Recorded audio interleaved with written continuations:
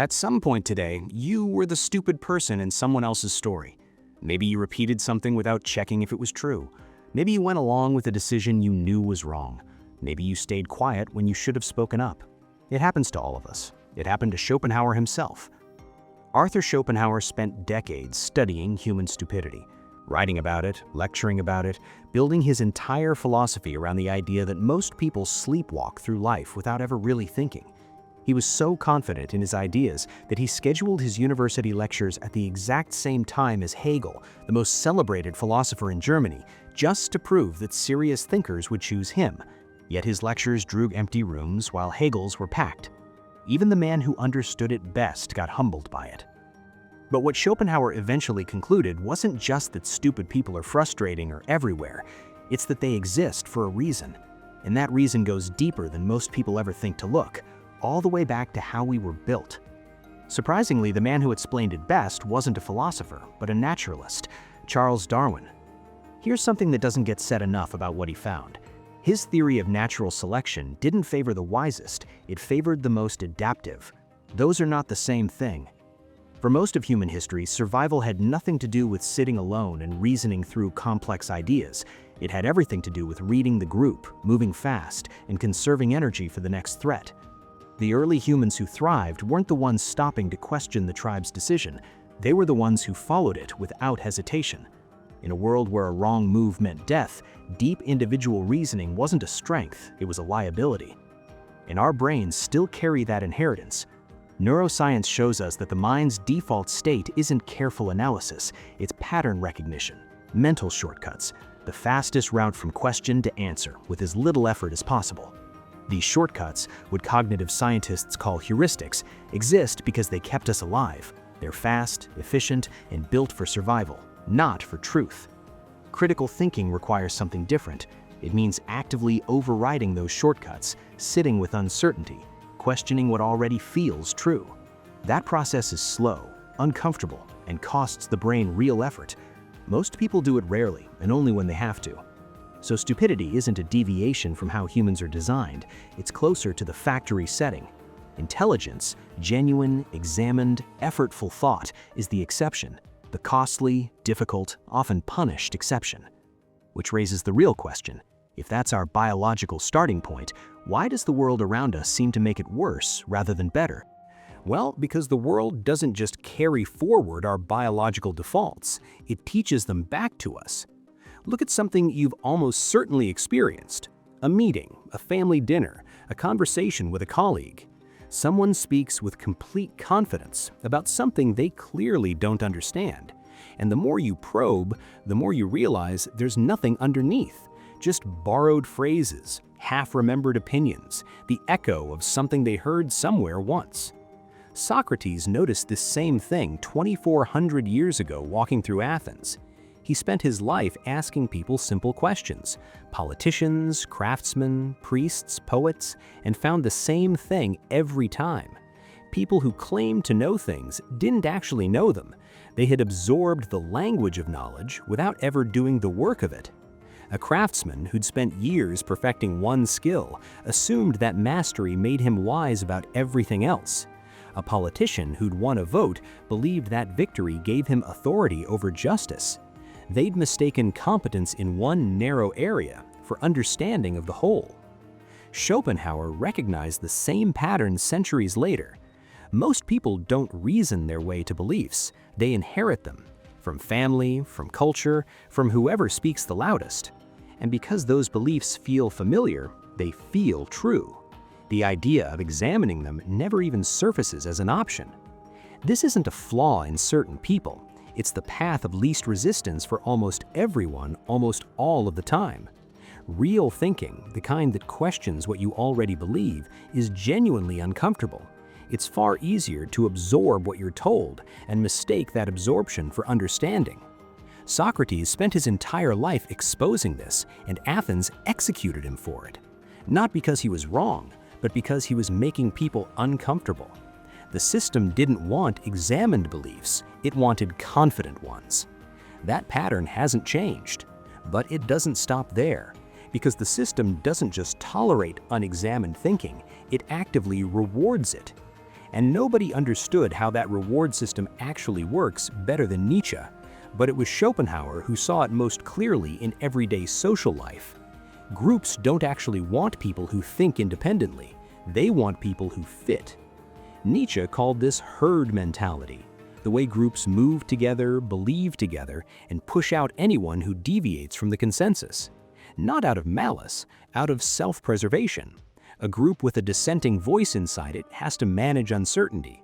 A group where everyone agrees can just move, and movement feels like safety. So the herd develops its own immune response. The person who questions shared assumptions gets labeled difficult, disruptive, a problem. The person who nods along, reflects the group's beliefs back at them, never generates friction, they get called loyal, trustworthy, one of us. Think about every workplace you've been in, every social circle. The person who named what wasn't working and said it clearly, what happened to them? Usually nothing good. And the person who kept their head down and never complicated anything, they got rewarded. This isn't a conspiracy, it's just how groups protect themselves. They select for behavior that makes them easier to hold together. Independent thinking, by its nature, pulls groups apart. So over time, the pressure runs in one direction, toward conformity, away from examination. Stupidity doesn't just survive in this environment, it gets promoted. And when you look at who the herd tends to promote, something even more unsettling becomes clear. Schopenhauer observed something that modern psychology has since confirmed. Stupid people are on average more confident than intelligent ones. Not because confidence is a mark of stupidity, but because genuine understanding reveals complexity, and complexity creates doubt. The more you actually know about something, the more clearly you see everything you don't know, every variable you can't control, every way you could be wrong. Real expertise is humbling. Ignorance has no such problem. If you don't understand enough to see the complexity, you don't experience the doubt. You just see a simple problem with an obvious answer, and you say so, loudly, without hesitation. Psychologists David Dunning and Justin Kruger studied this exact dynamic and found what Schopenhauer had already observed intuitively. The least competent people consistently overestimate their own abilities, not because they're delusional, but because they lack the knowledge to recognize what they don't know. Competence, it turns out, is what allows you to measure your own incompetence. Without it, you just feel fine. This is the Dunning-Kruger effect playing out across every layer of society, and it explains something that otherwise makes no sense: why the least qualified people so often end up in positions of authority. Socrates understood this too. He famously claimed to know nothing and meant it as a serious philosophical position. His awareness of his own ignorance was the beginning of genuine knowledge. But to the people around him, it looked like weakness. The confident fools who were certain about everything, they looked like leaders. 2,500 years later, nothing has changed. Watch who gets platforms, who gets followed, who gets put in charge. It's rarely the person who says, "This is complicated and I'm not sure." It's almost always the person who projects certainty and offers simple answers. Because confidence reads as strength, and humans are wired to follow perceived strength. So the people who understand the least rise the fastest, and the people who understand the most hesitate the longest. The system selects for the wrong thing every time because it can't tell the difference between real confidence and performed certainty. And when that goes far enough, when entire systems are built on elevating the unexamined and filtering out the thoughtful, you arrive somewhere that should genuinely disturb you. That somewhere has a name, and Hannah Arendt watched it unfold firsthand. After World War II, Arendt sat in a courtroom watching Nazi officers give testimony about their roles in the Holocaust. She expected to see monsters, sadists, people who had consciously chosen evil and owned it. What she saw instead was something far more disturbing. Ordinary people, bureaucrats, men who had followed procedures, carried out orders, done their jobs, and never once stopped to ask whether they should. She called it the banality of evil, and her conclusion was devastating. The greatest atrocities in human history weren't committed by people who thought deeply and chose darkness. They were committed by people who didn't think at all. People who had handed their moral judgment over to whoever was above them in the chain of command. This is Schopenhauer's observation taken to its furthest conclusion. Stupidity, understood not as low intelligence, but as the complete surrender of independent thought, isn't just socially inconvenient, it's historically catastrophic. You don't need evil people to do terrible things. You just need thoughtless people following orders. And thoughtlessness, Arendt realized, is exactly what hierarchical systems select for. The person who carries out instructions without friction is valuable. The person who stops to ask whether those instructions are right is a liability. So over time, the people capable of independent moral thought get quietly filtered out. The people who've stopped asking questions get elevated.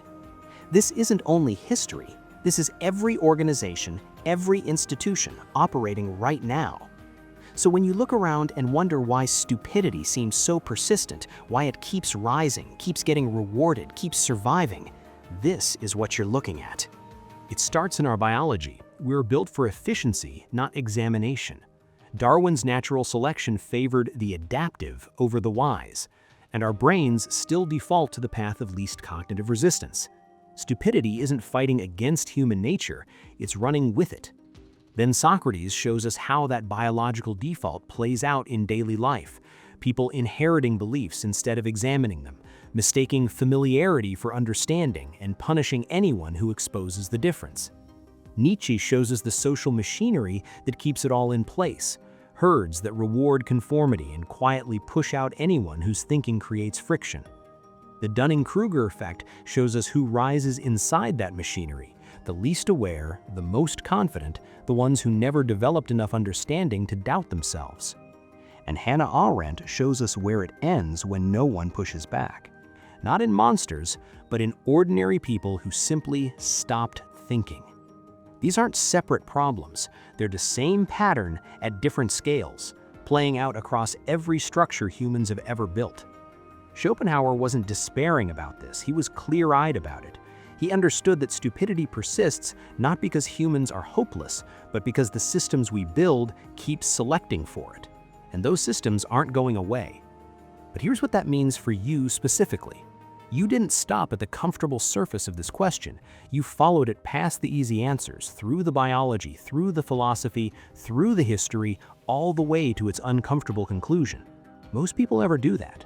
Most people prefer the familiar weight of unexamined beliefs to the discomfort of actually looking at how things work.